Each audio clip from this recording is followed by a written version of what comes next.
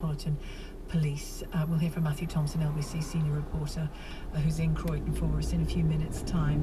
Before that, though, some more of your calls and texts. It's unfair for the Chancellor. It's unfair for the Chancellor.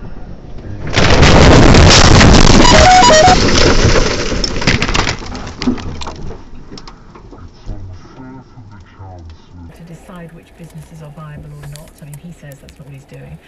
My business was a £1 million turnover business, and we paid hundreds. Sorry, I got that wrong. We paid hundreds of thousands in tax because of COVID-19 and the government response to it. We've had to close the company. We work in an industry, technology innovation, that should be booming right now. Yeah. It's all circular, there's no I'm good, thank there's you. no income, and impacts life as a whole. That's from Ed. Oh, good. Hello. Yes, please.